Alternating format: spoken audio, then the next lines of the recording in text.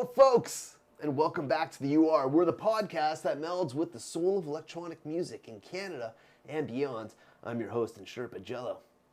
Since 1995, this dynamic DJ duo, brothers, comrades in mixers, and true fixtures in the scene, have performed together, running dance floors across the 416, 905, 437, and any other area code this province of Ontario could dream up. From clubs to raves to warehouses and waterfront parties, people have been delighted by their sounds and mixing. There's no such thing as coincidence. This all happened because of their awesome sauce. We're seated together with one of the dudes of the mighty duo. They've held dozens of residencies, live to airs, and much more. I'm excited about this session, and I'm sure you are too. We get to find out what beats in the hearts of our guests nearly 14 feet deep in the utility room with Strong from Manzone and Strong. What's up, bro? How you doing, man? Welcome to the show. Thanks, dude. Yeah. It's been a long time in the making, right? Literally. I'm trying to think, like, this was asked originally in what, near the end of 2019? Yeah. Or was it 2020? I can't remember when 2020, I think it was. Okay, because the switch happened, like, because Utility Room originally started, it was just music, and then Yeah. now Cool. different kind of Thanks for having us. Yeah. Thanks for having me. Yeah, you're representing. I am repping. Yeah, Joe, with us in spirit, man. Yes. We're missing you. What's your favorite part about DJing? Oh, man. The music, the performance aspect, combining, like, the technical and being creative, being able to play with people's minds. You know, being able to let them hear something that they think, but they're not. You know, fusing songs together, creating something new, making people think that, oh, did you hear that? No, wrong song. There's so many aspects, but most of all, I think the people. I think just coming out of these lockdowns now with COVID and everything, it was hard. Imagine us going 15 years of week in, week out of parties, people being around, socializing, and then a switch. Just turning it off. It does a lot to your soul. It does. It crushes you because you're used to, like, that routine. But you stayed optimistic throughout the time. Yes. Yeah, definitely. What was it that helped keep you going? I think just believing in it. You know, during the time, we heard so many different people saying, oh, the industry's taking a beating. When it comes back, it's never going to be the same. And I'll be honest with you, I was a little bit discouraged because I was in, what's that Clubhouse situation? The app, you mean? Yeah, I was in a group one time with a bunch of agents and artists, and they were all talking about how it's going to be more difficult than ever rebuilding. And I was like, no, you know what? I don't think so. I think that as soon as the doors open, the floodgates will people will come out, man. And I believe in that, and it has happened. It's exactly that. You know, we've had now maybe a couple months worth of parties, and people couldn't wait to get out. People are just, like, jonesing to get out and party and socialize and be with, you know, living their life. You know? Do you think that something new could come from this? Will there be an extension of that energy that represents a transformation in how people are going to party? I think it always changes. I mean, it's changed, I think, with every decade. We've been in it that long, right? We've seen it change. What so is many more times. transient than dance music? Yeah. Right. I mean, like, like, if I listen to rock from, like, 2000 and listen to rock now, the stretch isn't right, but a popular dance hit from 2000 compared to 2021, day and night. Definitely. I think music in general has matured. Producers are extremely talented. With technology, like you were saying, you know, people making songs on their phones to laptops. It's incredible what people can do with such minimal technology and what's available to them. Back in the day, you wanted to make a song, you had to rent a studio. You had to have some sort of knowledge. But now, you're getting 15 and 16-year-old kids producing international hits, you know? It's wild. Where did you learn how to DJ? Fascination. Just strictly fascination So for trial and error. like the real reason that got me into it was turntablism. I was fascinated with scratching and being able to do trickery and stuff like that. Seeing Run DMC and Cash Money and Jazzy Jeff, you know, guys like that. That fascinated me as a 16-year-old kid. I was like, this is incredible. It's incredible. Take us back to 1995. What happened? Where did you meet Joe? Oh, Joe and I have been like family like forever. We used to do a lot of hall parties back in the day. Did y'all know each other before you came together? Okay. We did, but we hadn't done anything like what we're doing now. We were doing things together because we were a crew, and going from the hall parties, from places like Le Jardin, La Luna, La Rotonda. Classic thing. You laugh because these names are ringing a bell. And it is funny thinking about the early beginnings. And we used to make flyers that were nothing compared to what they are today. People used to flock to these things, you know? Why? Again, being amongst people, music, and just, you know, a love for the scene. Okay, so let's get back to it. You and Joe, you guys, you know each other. Yeah. Do you both love the exact same music, or do you feel like one of y'all had more influence on the other? You're like, yo, I think we've influenced each other in different ways. Our musical styles have changed a lot, probably like 20 times. You know, I came from a background in scratching. Free scratching, yeah. Right. First and foremost, you know, freestyle, right, and Miami bass. Even drum and bass. Well, I see the move from turntablism to Miami bass. That's it's amazing. Analog, I get it. Okay, but yeah. And we, you know, basically what happened was we had an idea as a duo, because nobody was really doing duos back then. Peter and Tyrone was. Okay. And like Tyrone, my homie still till today. What a friendship I got with him. Respect to Tyrone. Shout out to Tyrone Solomon. Seeing them do it in that way kind of introduced a different visual aspect, you know what I mean, for people seeing that. And what we did was we would do this thing where it was like we would play back to back, which now it's like a common thing. We would play back to back, and we had this idea just to push through it, you know, to kind of make that our shtick. Was there ever a disconnect in the conversation between you two where you had to rally together to get past a certain point? And how, because it makes you stronger when that happens. What was it? Or was there a certain instance, something you can recall where you guys, like a form of adversity you had to overcome with each other, but it ended up as a positive? I think we still go through that in many different situations. I think being so close to each other like brothers, you know, strength in numbers, so to speak. We bounce ideas off each other, opinions. If we make a decision based on something, how we should move forward, it's always good to get a different opinion, you know. But we've always found a way to get past it. People always ask us, you know, how you guys managed to still do it for so long? I guess there's always that energy, you know, we click. Yeah. And the energy has stayed static. Yeah. Throughout the whole time. Yeah. That's wild. It's amazing. Let's circle back. Yeah. House music. Yeah. That's what I'm assuming. I'm going to generalize, despite the variety of house music that has come, from your bag and box and sticks. We've seen it all. Okay, so Miami bass, and then house music? Oh, house, deep house, French house. Remember the French house invasion? Yeah, right. Cry-to-Moore. Cry-to-Moore and Roulette Records. Right. Daft Punk. Yeah. And Cassius. Yeah. Amazing. Wild. Yeah. Filter Fever. Yeah. Prozac tracks. I mean, hey. Remember that one? Sure. Tub. Come on, bro. Yeah. I still play it. For real? Yeah, man. Dude, that tune rocks. Carlo Leo actually has a little bootleg of it that we've been testing out.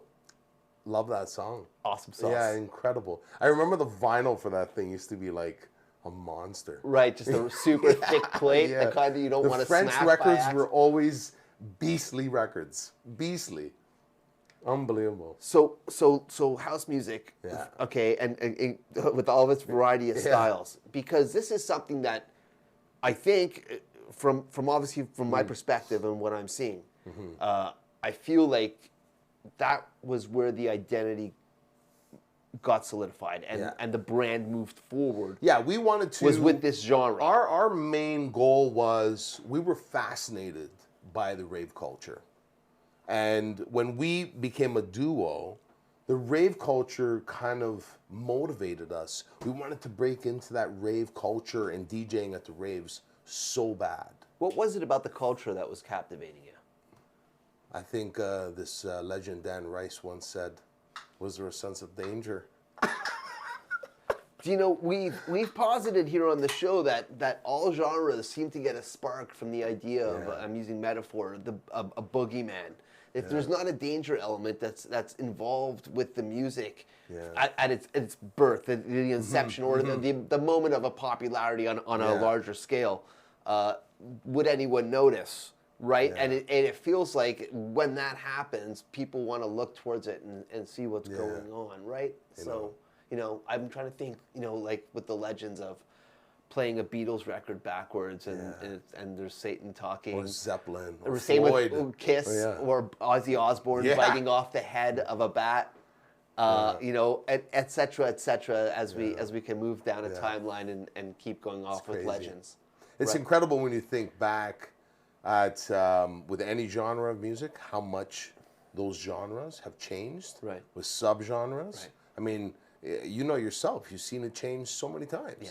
You know, it's wild. It really is. It's amazing. I think, though, the thing about house music is that, at least from, and I'm going to generalize again, its inception point, well, we could have a conversation about that, but let's call it Chicago. And so, you know, suggesting Chicago, and that the start point of it also, I believe that love and community. Oh, 100%. More than boogeyman. And so, and I feel like that is still the biggest projection from the genre. And that I think the boogeyman element is associated with the party scene, but not with the music scene. And I'm wondering, how do you feel about that? Do you feel like there's a difference between the music scene, electronic music scene, and the electronic music party scene? Are these two different things, or are this is one? I think it can be one, depending. I think the scene has grown like massive. We were talking about it earlier. I think people's idea of what a rave is today is so skewed, so different than what we know raves as.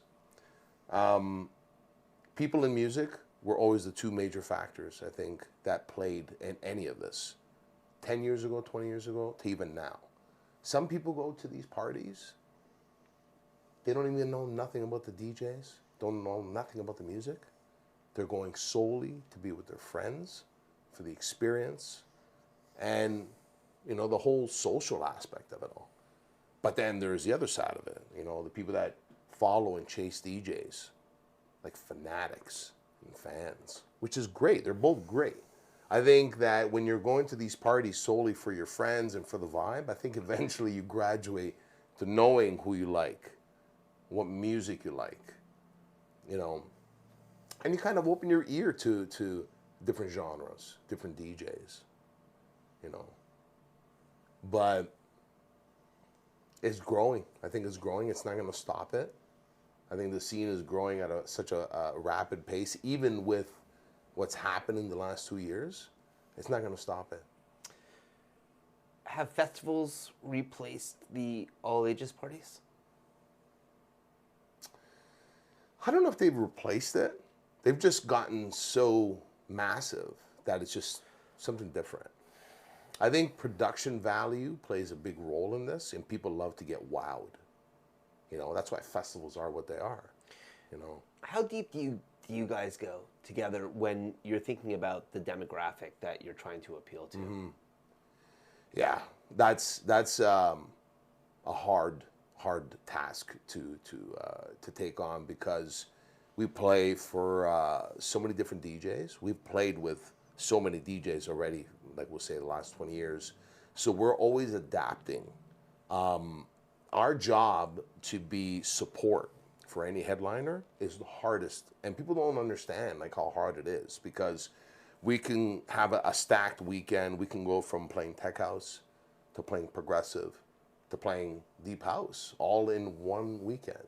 So the amount of research and work that goes into, like we'll say, researching the headliner is part of the job. Like we literally have so much passion into it that we, if we're opening up for, like we'll say, Carl Cox, we investigate, we see what he's been playing, to kind of get a feel for it. And we want to always set it up and never outshine him. You should never outshine him. Big tip for opening DJs. I love the natural progression of the delivery of this conversation, because I literally have my next question queued up, which is, what does a preset plan or discussion look like before a performance? Yeah, exactly that.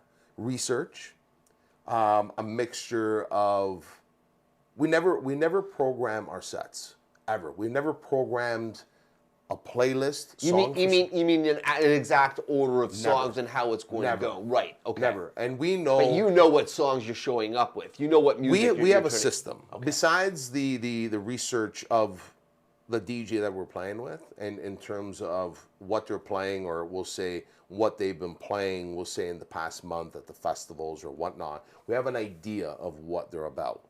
Plus, if we played with them before, that's kind of easier, because we already know what they play. You've established a relationship. Yeah. You've had out loud conversations with your mouths rather than music. Exactly. So a lot of research, a mixture of old, new, or something that's maybe unreleased, try to program it that way. Again, we never program our sets. We have a system where with record box and CDJs, you can kind of make folders that you can kind of pick from, and that makes us extremely efficient. So I mean, we roll with hard drives that have maybe like 10,000 songs in it. Trying to go through 10,000 songs to program at night becomes impossible. So we have an idea. So we'll say we pull together a list of 100 songs.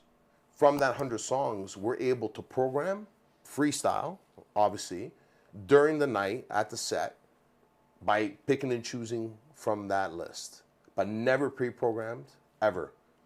How many songs would it take for you to shift a vibe? Say, for example, all of a sudden it's community smoke time and the dance floor, it halves itself immediately. You watch it. It's like there's the lead Sherpa holding the big cigarette in the air, and then like a Pied Piper for the Demented. Very good point. Okay, so how many songs would this take for you to go and shift it to a place of where you're like, okay, let me just keep it floating for a second, and then be like, oh, smoke's over, I'll come back in, ramp back up. One song. One song, and that's the beauty of not pre-programming. And I keep on saying pre-programming because there's a lot of DJs in the scene, big and small, that feel they have to pre-program their sets based on how they hear it in their head. Why is that? It's wrong. No, not why is it wrong. Why they do that? I'm asking why you think nervous. They're nervous to play in front of big crowds. They want it to be perfect. What is it about a perfect delivery that gives somebody the impression that that's going to be greater than a flawed delivery? Yeah, that's a hard question. I mean, I think you would have to be on the other side of the crowd to really. I mean, we've always have this theory where it's like you can have two DJs, one being us and one being the headliner. You can play all the same songs, or we'll say 2 songs. You say you play similar. The headliner will get a bigger reaction because he's obviously the headliner. And we'll play the exact same song, get a reaction, but maybe, not as wow. But you could play the same songs. But because he's the headliner, he gets that notoriety or that attention for doing that, right? Have you noticed this? Yeah, of course. We see it all. I mean, and that's why... I'm assuming because you're talking about it. Yeah. This is a vibe. Definitely. And I think freestyling it is very important. Like you said, how many songs does it take? For us, one. Because nothing's programmed. We're able to say, okay, this is not working. Let's flip it. Let's flip it instantly. Let's do this, XXX. Done. And you're able to do that. People that pre-program their sets are stuck in that linear playlist that they've created. They have to play the next song over because that's what they programmed at home. So the crowd's fading. You're losing the crowd. You can't flip it because you're stuck in your system. And that's why it's like people that are programming their sets, that's what will always happen to them. Because there's going to be an instant, a moment when something goes wrong, like you said, and you need to flip it, and they can't do it. We can do it very easily because we have that arsenal available to us in terms of songs, and we could just flip it and do it. I think it's kind of funny. I'm thinking back in my own personal reflection. The DJ sets that were recorded, say that's something that I got on a CD or a mixtape, something that was a studio set, it was absolutely clean throughout the whole mix with the, maybe you'd get a bit of a flange or a phase on the kick drum during the mix, but otherwise it was almost almost flawless. If you were a person on the other receiving end of this, watching, listening, and you saw your DJ maybe drift off in terms of their mix, I don't know. I appreciate that because it shows that he's a real person. Nothing's programmed. They're not using sync buttons. Right. So it happens. I mean, I've heard some of the best in the business do it, and guess what? You need to let it roll off you. I've heard Carl Cox, mixes drift, but that shows you the ability more of what? Are you able to fix the mix? How fast can you fix it? Exactly. So Jeff Mills, now, there you go. live at the Liquid Room in Tokyo. Have you ever heard this CD? I've heard a few. So it's 1 hour, and I think it's like 60 tracks or something. I can't remember.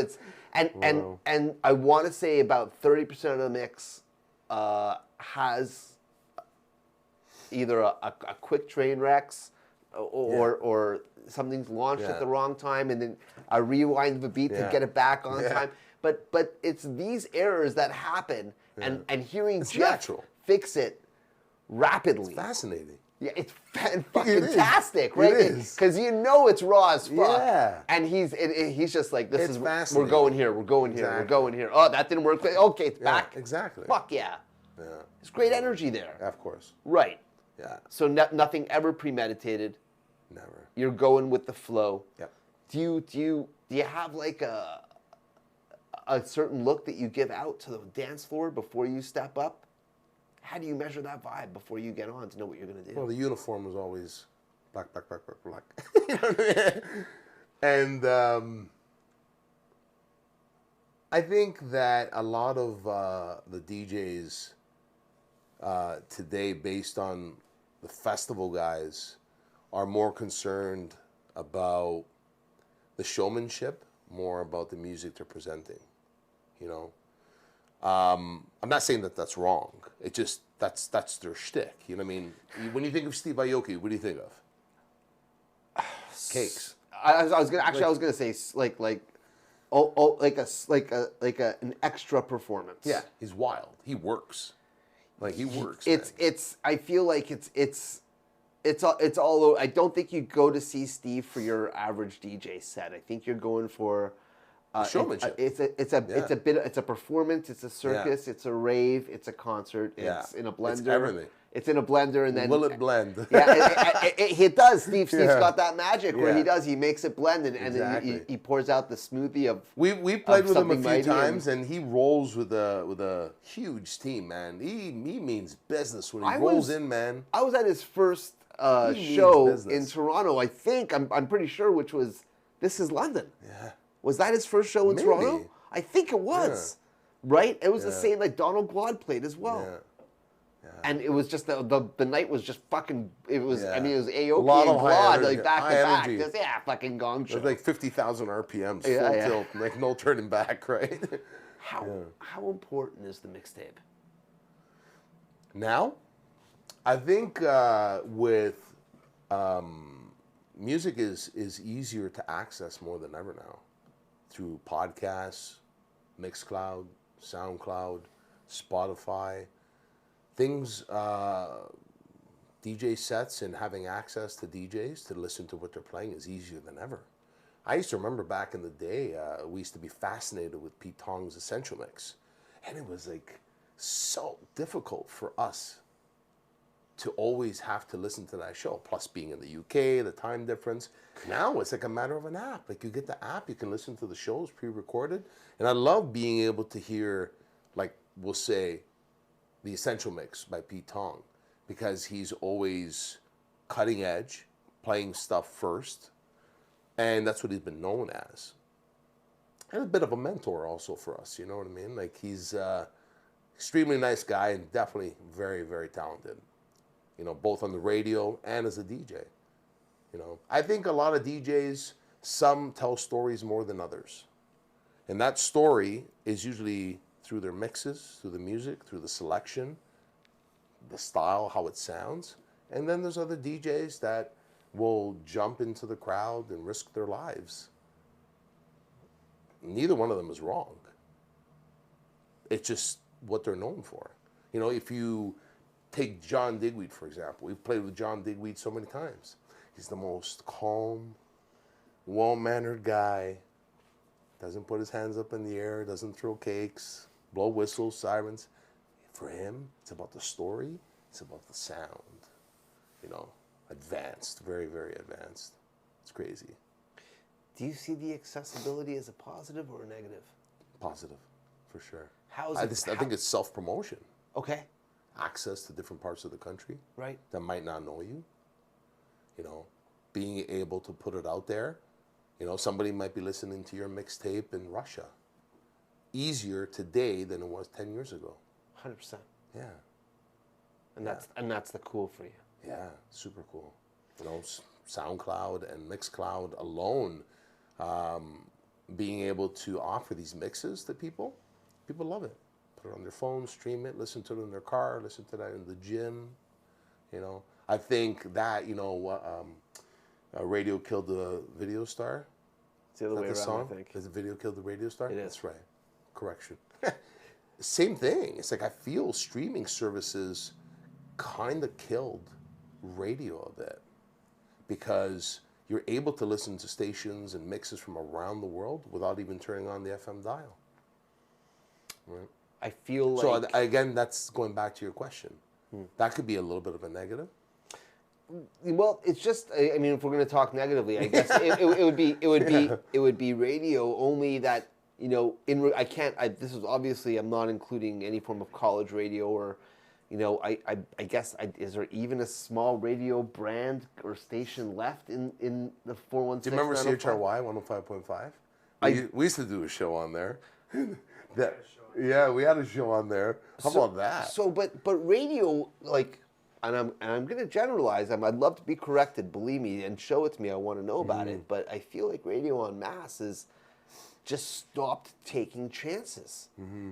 And they reinvented themselves. The internet streaming and the future with Web3 is not afraid of taking chances. And so, in fact, it's all about taking chances. Yeah. It's about going down some new rabbit hole. Yeah. And radio provided that opportunity potentially back in the day, especially with CFNY, when the heroes were at the show, that Deadly Headley and Chris Shepard. Do you remember that?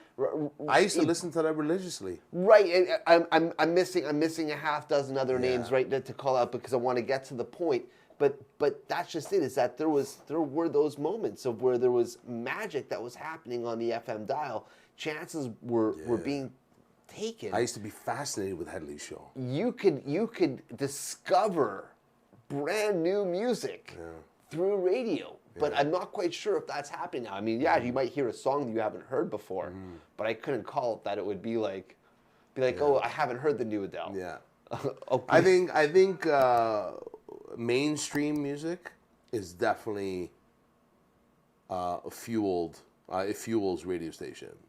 Because, I mean, you're talking about labels, you're talking about the corporate machine, and unless it's a specialty show on a radio station, you're going to get the same thing over and over and over again.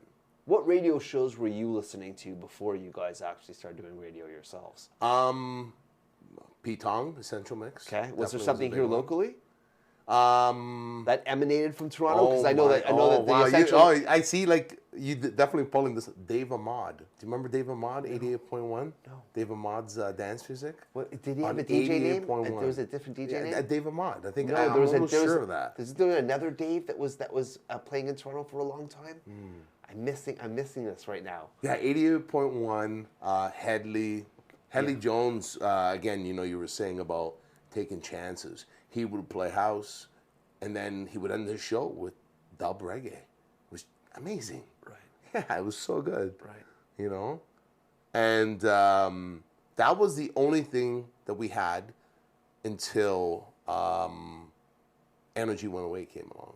Right. And then Energy 108 was kind of, on the forefront of trying to be that cool station. And then from that, 103.5. I think 108 had that dope balance though. Like Yeah. in between 9 to 5, they were like, Exactly. okay. Yeah. But like Yeah. as soon as 5 o'clock hit, they had like, I think it was called the Drive at 5 or something Yeah. happened at 5 o'clock. I can't Yeah. remember.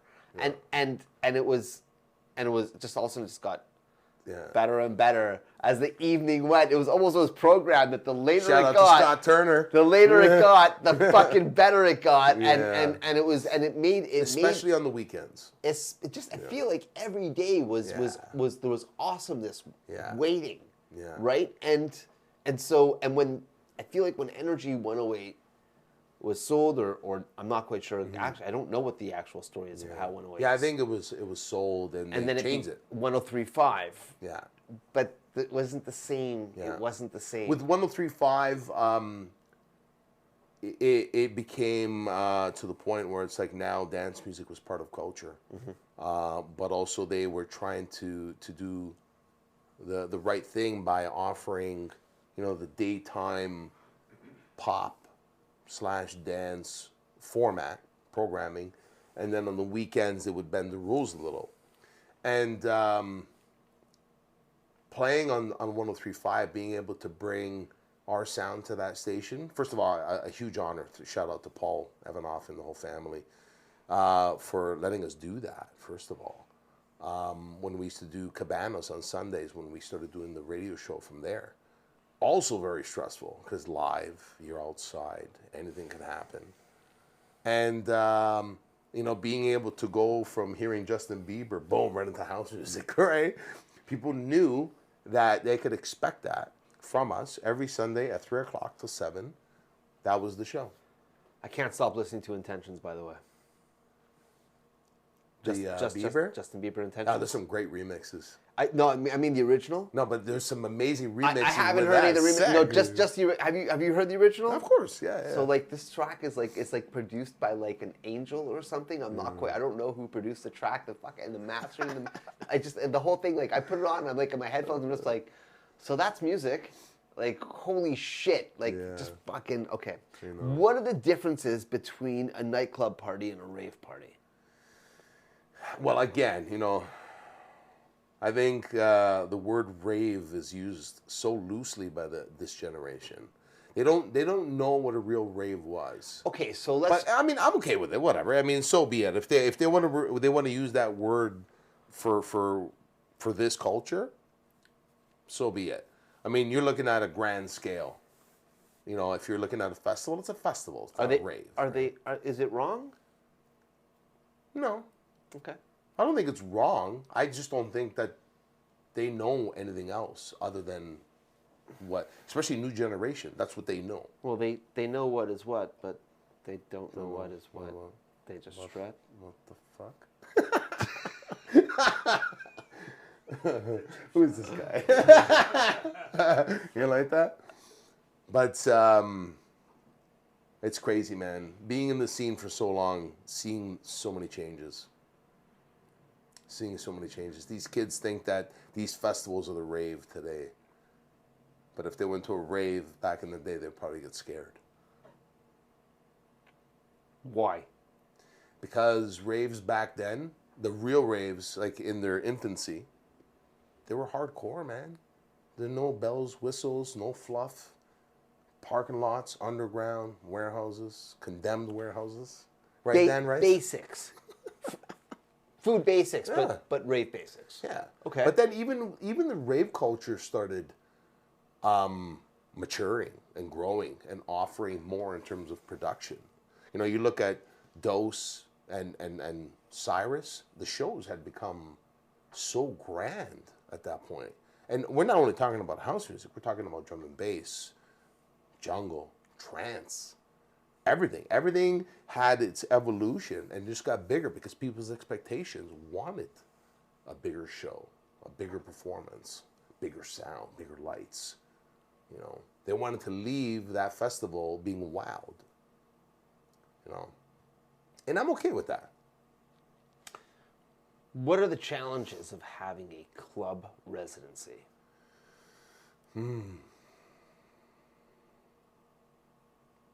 Probably loyalty to the family in terms of like we'll say with Charles with Inc. Because we've been with him for so long, he's given us so many opportunities to grow within Inc. Even way back when we started at Sky Bar, to the drink, to the main room of government, you know.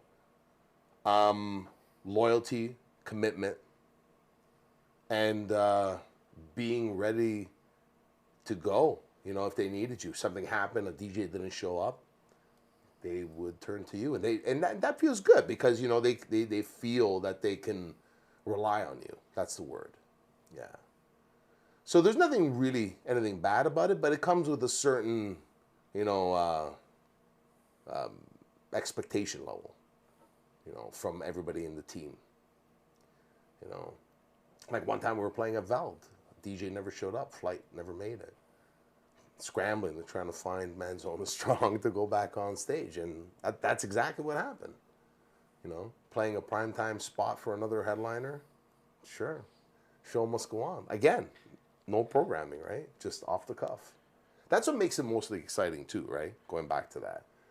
It's like, what fun is it if you already know that you're going to play these 10 songs in this order? What fun is that? Did you ever program your sets? On a handful of times I have. Again, it's a big difference between planning and programming. Presets. Like back in the day, we both come from the vinyl era. Used to roll in with a bag that used to hold what, maybe 90 records, 100 records? 80? Fucking what bags did you have? Oh, we had those big motherfuckers. We used to be like rolling out to each bags, those Odyssey DJ bags. Yeah, no, I ended up with bursitis in both my God. shoulders from running through airports. Dude, when we used to play Sky Bar, we used to haul these things all the way up. We used to call it fireman training. It was like carrying up a person with those bags. Fucking Eddie Holy K on like shit. one of the very early Genstar boat cruises, and I had to get there from a water taxi, and the water taxi was like in the middle of the water, and they threw my record crate from the water taxi onto the boat with Eddie K catching it. Let me tell you something. It was honestly like a fucking Matrix scene. Like I saw, it was like the throw was like, and then it was like, and I watched it just like slowly turning. I'm just like, God. I know, it's your pride enjoying that. just bag. because like, can you imagine that miss? Yeah. Like that miss. Yeah. Like, what are you gonna do? Yeah. Or it gets dropped. I'm just saying, like, fuck. It was like, I know. Wild. how has the conversion from turntable to digital helped your sets? It was hard in the beginning because we grew up on vinyl. We had a ritual every week. We used to go down to the shops on Thursdays. Star Sound, Play the Record, Carnival, only to name a few. And I still have, we both do actually have all of our vinyl. And what I don't miss is feedback and skips. That's what I don't miss. But it was hard because when CDs were introduced and transitioning, there was nothing really available on CDs. So you had to do a lot of like the prep yourself, ripping records, You know, so there was a really, really hard time, maybe a couple of years in transition that we would roll with records and CDs. And it was difficult. It was really difficult making the transition because, again, you know, stuff would come out on vinyl and then it was hard. We didn't want to accept it. I'll be honest with you. We didn't want to accept it. We were like, I don't know about this CD thing. You know, fast forward, here we are. We're not even with CDs now. It's just digital files. In terms of how it's changed, it's elevated our creativity. With vinyl, song in, song out, song in, song out, and that's it. With CDJs, you're able to loop, extend, remix on the fly, be able to make different versions out of multiple versions, all off of digital files. You know, there was probably a time when it didn't sound as good, but I think it's reached the point now where it's like the stuff, it sounds good. Are people able to tell? I mean, who's really an audiophile in the thousands of people out there, right? You are. I am. Yeah, no, and that leads to my next point. If it sounded shit, it would never get played. We would never play it. We would play it once. Oh man, that sounds terrible. Boom, garbage. Right. Yeah. You know, we used to smash records when they used to skip on us. So then what are the differences between Manzone and Strong 1995 and Manzone and Strong 2021? Probably skill, creativity, definitely interaction. An increase of. Yeah. Right. Yeah, an increase in all of it. I think with the introduction of CDJs and the mixers and stuff like that, that really, really pushed the creative for us in our sets big time. And it's sad to see that there's a lot of guys, for example, that are like huge DJs that don't maximize the tools that they have. You know, they still do the same things. You know, they'll play one song into the next and that's pretty much it. Is that comfort? Is it resting on your laurels? Is it marination? What is it? I think it's plainly they just don't know the gear in and out the way we do. You know, we know the stuff in and out to the point where it's like we can push the envelope. You know, it's like driving a Ferrari. You can drive the Ferrari like a normal person, or you can drive it like Schumacher. Do you feel like this is the connection or how it, like this adoption and the ability to be like what happened with streaming? Pandemic strikes. Yeah. You guys are everywhere and now you're nowhere fast. Yeah. And then that hurt. It hurt. You know, it kind of crushed our soul because, as I mentioned, you know, going from years and years and years of gigs, weekend in, weekend out, to like nothing. Again, going back to the fact, music and people go hand in hand in this scene. And it was hard. You know, you're socializing with people every weekend to almost nothing. It was difficult. Very, very difficult. So it kind of, not to say it makes you rusty, but you had to, I mean, for us, we had to stay in the loop by doing our own research and staying on top of the music, right? So the streaming, this helped. Yeah, definitely. It filled in this gap. Trying to stay, like, in it. Right. Yeah. Did you find that a lot of the people that were coming out to you guys in your weekly shows were showing up to the streams? Yeah. So you were able to... That was amazing, yeah. Which is dope. What does 2022 sound like for Manzone and Strong? Starting off the year, we're going to Costa Rica for a BPM festival, 15 year. We were there for the first one. We're back for the 15th. Wow. Did you play the other ones? Or not all of them, okay. But we played the first few. I was going to say 15 years of the same fest, man. That's pretty serious. Yeah, we played the first few, and then we're back now for the 15th anniversary in January. Right. Cool. Have you been to Costa Rica before? Yeah. Before COVID hit. You love it? Yeah, it's amazing. I see your stuff. Yeah. It's really cool. Nice there. Definitely like it more than Mexico. And past that, beyond, what about sound? Like, what does it sound like for you? What does next year sound like? Do you have an idea? Yeah. To be honest, we don't. In terms of like style? Yeah. Yeah, no, that's hard to tell. Have you felt a change that has happened? Did something happen? I think changes happen during the streaming? Gradually. I've got, what's that? What are you showing me? Just might as well speak out loud. Slow. Oh, am I going too quickly? Way too fast. Do you feel like I'm moving too quickly for you? No. Fucking producer busting my balls in the middle of the show. I start getting cue cards. The fuck? Oh my god. Yep. That's funny. That's where we're at now, hey? That's funny. I know. Just from the Natural. from the basement by myself, standing next to a hot water tank, now underneath all these hot white lights. That was your first experience?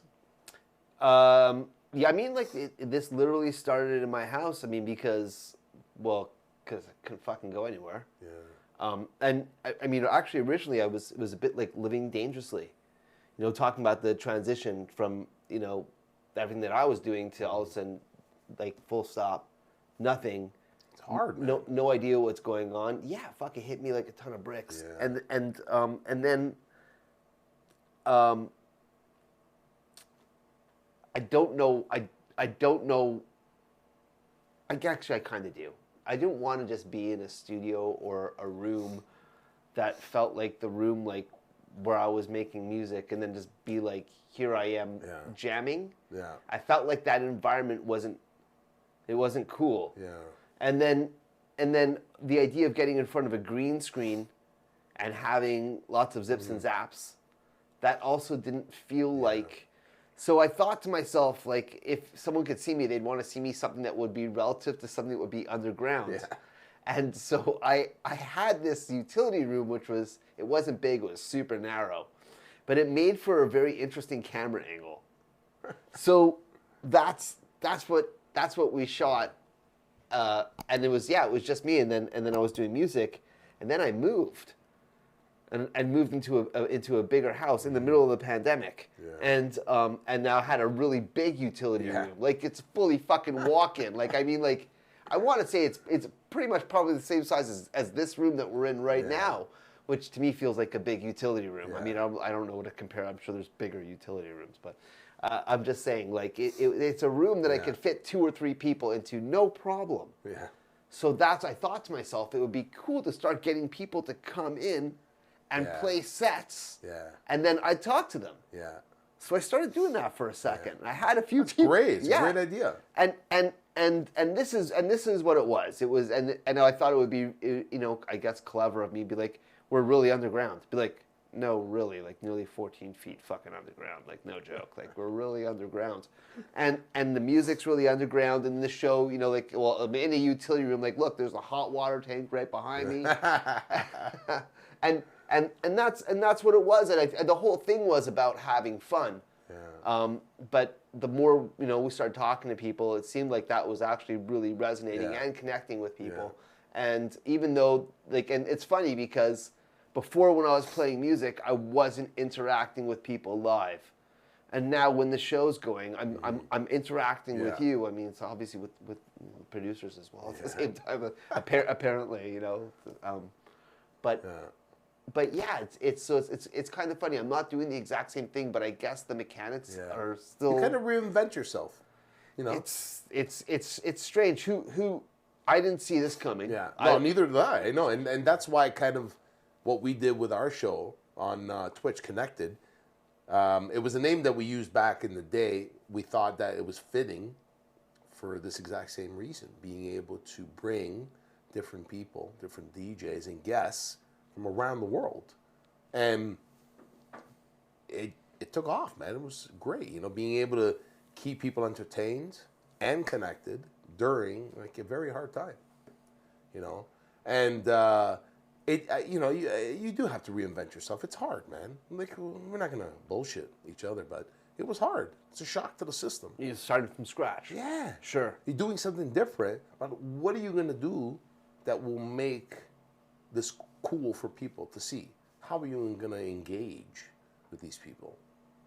So, and then when people come and they watch and they support and they talk about it, it's like a sense of like a reward, so to speak, right? You know, for your work, and people are supporting it. It's cool, you know. is the connection that's being made online when that's happening with the audience? Is like what's the differences between that online connection and the one where it's actually you're in a club? Oh, that's totally different. Because Yeah.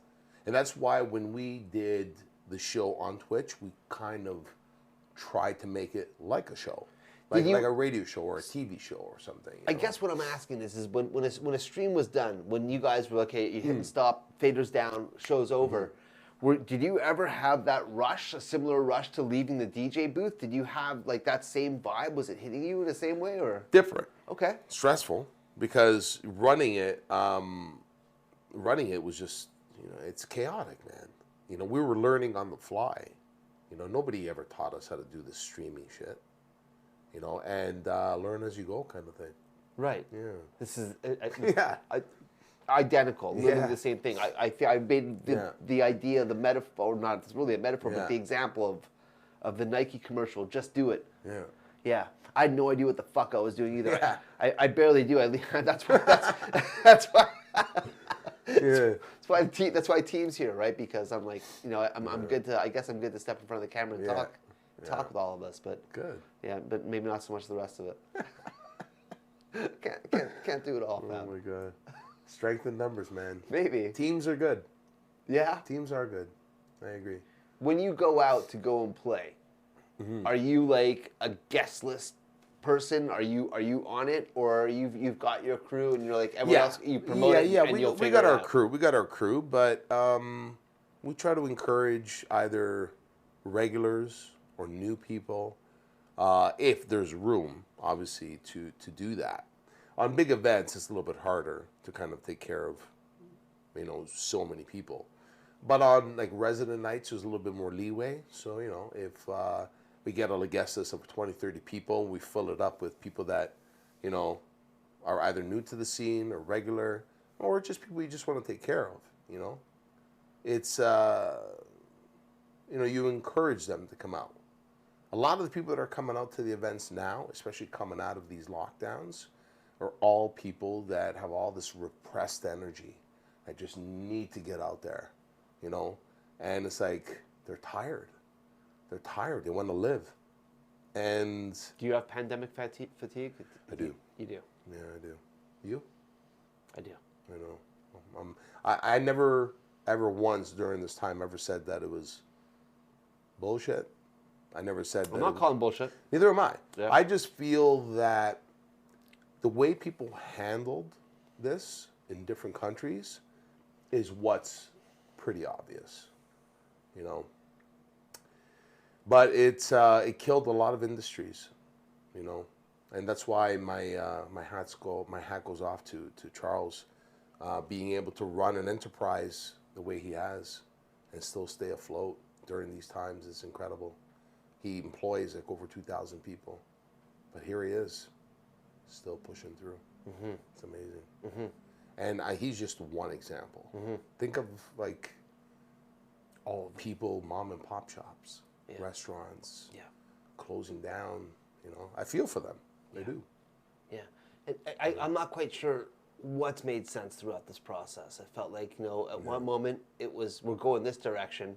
Then you wake up the next day, be like, "Hey, that's the old direction. We're not going that way anymore. We're now going this direction." I mean, like even now, it's I almost feel like you knew that this was coming, the Omnicron, and it sounds like it's like a. Is that a Transformer? Yeah, it is. It is Autobot, Decepticon, Omnicron. And it definitely is. It's a transformer of this fucking virus. Yeah. Which has just been. Will it end? When will they be happy? Yeah. That's the question. When will they be happy that they can stop everything? Who's they though? They. The machine. They. The machine. They, the machine. Yeah. The machine is anybody, man. When will they be happy? I thought they would have been happy with the first lockdown. I thought they would have been happy after the second. Would they have been happy with the vaccines and the boosters? When will they be happy? Talk about happy times with you right now. Yeah. I was just thinking, Energy 108, Club 108. Yeah. What was this? Oh, Club 108 was legendary. What was it? Club 108 was a big shift for us. a big shift because we were doing Thursdays, and to do an all, like a night with focus on house music, Right. and guest DJs. And on a Thursday to get people out to say fuck Friday. We were doing 1,500, 2,000 people. On it was insane. Right. That's actually, speaking of which, it reminds me of like some of the people that we used to bring there. Like Ann Savage was there. Gene Ferris, first time in Toronto, was there. really Yeah. We have pictures with Gene. on fire right now. Oh, he's in, Fucking just so lit. good. Yeah, so good. Taking showers in kerosene every Yeah. morning, and the sunlight Shout out lights to him on Gene, fire. man. and Yeah, he's we just- did Halloween with him at Comfort Zone and Epic, man. What a good guy. Yeah. You know, I asked him, do you remember Club 108 the first time you were in Toronto? Did he? I don't think he did. I don't Good think he show. did. Amazing. But yeah, man, Club Right. 108 was legendary. We used to do that, and being able to bring out 1,000 people on a Thursday was unheard of for like house music. Was it? Do you feel it was more industry people that were on the dance floor, or was it anything I goes? don't know. Because the radio obviously would add a dynamic of Yeah. Yeah, when we did the live to air on Thursdays there for a while. right. But it was like on and off. It wasn't really there the whole time. But again, you know, when you're playing on the radio, it's stressful and a whole different ball game. At the time, you know, the whole CanCon requirements was a buzzkill. Was that? But was it though? So the reason why I'm asking it, I'm happy you said it because it lets me get to where I want to go right now, which is Stickman Records. Okay, so this is exactly, I know where you're going with this. So Okay, cool. being able to play a certain amount of CanCon, which was, I think at the time was 33% every hour. There was great Canadian talent, but very selected. And speaking of Stickmen, Because PJ, you released on and they- Stickman. yes. You did. Yeah. Yes. Yeah, But and- not under Fab Strong or Strong. No, it was under an alias because it was a group of us called Tamburi Projects, which in Italian means drum, the drum project. Cool. And an honor to have Josh Wink remix my tracks. So pretty wild. But yeah, Stickman was kind of one of the Canadian labels that was kind of pushing Canadian artists and house music and stuff like that.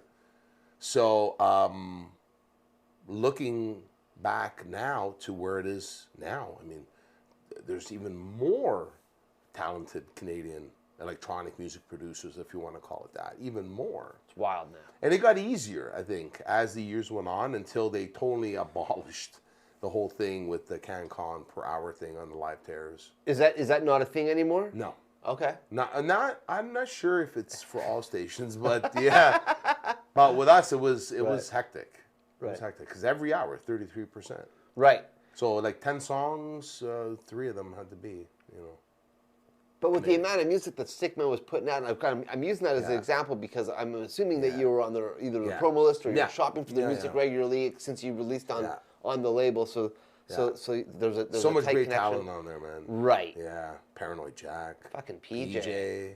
Fucking PJ. Holy. Remember Motocross Madness? God, part 3 or part 4? Remember how good that was? Well, it was part 4. Motocross Madness was part 4. That grinding Soul bass line. Grabber was part 3. Oh my goodness. Just Happy Days. What about Happy Days? Happy Happy Days was an international hit. What about the Sharp Boys remix for Yeah, Happy Days that followed it afterwards, which was just like that smacking Amazing. kick drum that just when it dropped, it was just Amazing. it made the subs quiver. Yeah, but I mean, like when you're bringing up Motocross Madness, I've said it before on the show. I think that's maybe the earliest example of what was called electro house.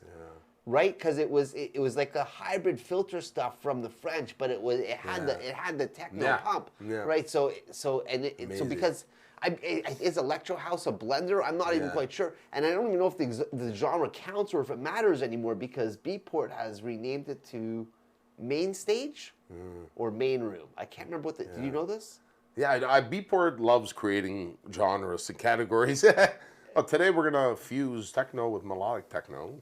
Right, they have split the techno as well. my Now goodness, I can't remember peak time techno or is it peak time, and then there's deep, melodic deep. Yeah, right. So much. But sometimes I'm on the melodic deep and it's like it's fucking flying like a blister on the sun. I'm like okay, if you want like sometimes you hear a song. I in a guess different that's category. deep now. It's like, what is this song doing in this category? category? I can't tell like what's going on. Yeah. You know, it's crazy. It makes it a little tougher shopping. Let's talk about music. Yeah. Let's put you into the hot seat. Sure. Okay. You've got 3 tracks. You know them, you love them. They never leave your box, your stick, your setup that you've got wherever you're traveling from venue to venue. With this. These 3 tracks that are either rescuing your dance floor in a time of need or when stuff is going great and you just want to keep that elevation at exactly the same place. Yeah. What are these 3 tracks for That's you? hard, man. That's so hard because those 3 same tracks could change with every event. But do you have tracks that stick around that like they're there, they're you know them. Like they're like Yeah, like 300 of them. 300. Oh my God. Like for example, okay. if you want to talk, I don't want 300. no. We'll say like it's more genre dependent, right? So if you're dealing with classic house, you know, you look at the Break for Love, Atmosphere, I'm Hot for You, Moloko, Sing It Back. You can drop any of those 3 at a classic house party or even at a party now, and those songs will always rock the house, right?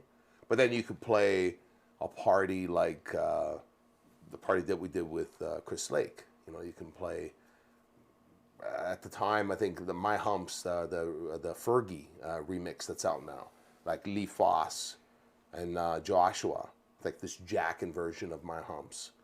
Big tune, you know what I mean? At a type of party like that, can you play a Moloko or Sing It Back? Maybe we choose not to. But again, there's 3 that would always smash that party. So it changes, I think, depending on parties and, you know, classic house crowds, you know. Atmosphere, you drop that, Break for Love. Those are epic songs, you know, people know them, you know. All right, I'm going to remix the question. Yeah. All right, and I'm actually, like, it's more than a remix, I'm going to redo it. Top 3 residencies. Residencies? Yeah. I definitely have to say our Saturday night at Noir. We've had some pretty epic nights there. Some big DJs. Rebel as a complex it's amazing. I mean, being able to do so many different things. You know, they can go from doing a Chris Lake to a Carl Cox to a Black Coffee. You know, it's a venue. It's an event space. Being able to do that. So I think definitely Rebel, Noir as a whole. If you go back 10 years, definitely Government. You know, a lot of history there, man. So much history. I mean, you've been there. How many times? I don't know. So many days, so many nights, so many late night weekends. Right. And even with that, you know, we started at Sky Bar, going into the drink, then moving into the main room of Government. It was amazing to see, like, the raves were kind of being outlawed at that time. Right. And things were moving into the clubs, and Government was kind of like the only big space at the time that was able to host these massive events. So it was an honor for them to ask us to move into the main room and share the main room with Mark Oliver. So definitely, at that time, definitely Government was one of the spots. Okay. Yeah. So that's 2. One more. I don't know. It's kind of the point of the show. Yeah. But with a positive twist. Yes. I say we've had a lot of good times at Cabana also. Okay. Yeah, Cabana is something totally different because it's outside. So not Club 108. That wouldn't be on the list. Well, I thought, well, no. Oh, you meant in general. In general. Yeah. Oh, I'm not talking okay. about right So now. then that I mean, that's so definitely funny that you could have more than 3 residents, and you guys do, which is dynamite. But Yeah. No. Yeah, well, Couple and Wait definitely has a special place in our hearts. Okay. You know, because Club 108 was the next big mega club after Club Energy. Right. On the airport. Right. So that was also huge. And one of the owners that was part of Club Energy went on and started Club 108. So it was like that mentality, cheap drinks, high cover at the door, DJ focused kind of parties. kind of makes you wonder how it all happened because Peel Regent's been such a great fan of dance music. You know. Yeah. Yeah, it was really good. 108 definitely a spot. So I would have to definitely say that place will always be forever remembered. You know, it's always sad when these places go. We were sad, like especially when government closed down. So much history there. I felt that way about Footwork. Yeah. Yeah. Yeah. It was like... We love all the venues for Yeah. different reasons. We love Right. all the venues. We've had amazing nights at Footwork, amazing nights at Coda, Right. you know. And being able to just pick one, kind of unfair.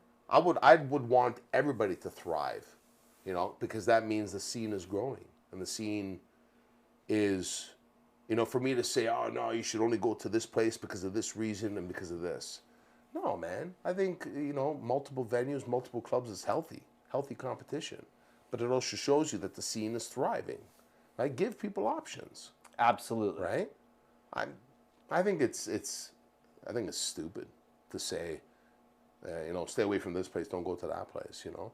I want nothing but the best for Steph and Joel at Coda, you know. They've also gone through a very hard time. For them to stay afloat during this shit, you know, all the more underground, obscure kind of venues, those probably had the hardest time, you know. The hardest time about these, like all the lockdowns and stuff like that. It's mental. It's crazy how people can get through it, you know. Thank you for being with us. Oh, bro, thank you. Really appreciate it. Thank you. If we want to check out Manzone and Strong online, where do we go? What Everywhere. do we do? Check out our Instagram under Manzone and Strong, obviously. Twitch, our show. We are doing a weekly. We used to do the Saturday, which was connected. We're going to be moving it to a weekly show. We pretty much announce everything on Instagram in terms of what's up. Mixcloud, SoundCloud, lots of mixes on there. YouTube, we got some Twitch shows that we've reposted on there. And then weekly, you know, Fridays, Saturdays, Sundays. Got good parties coming out. What's the Instagram? Shout it out. What's the coordinates? Manzone and Strong. Okay. Yeah. Yay. Yeah. Totally dope. Thank you, bro. Much respect. Much respect. Much respect to all of you tuning in with us. Thank you so much for being with us for another giant episode right here on the Utility Room with Manzone and Strong, or at least strong for Manzone and Strong. Manzone's missed. Get better soon, homie. And all y'all, super dynamite. Thanks a lot for tuning in.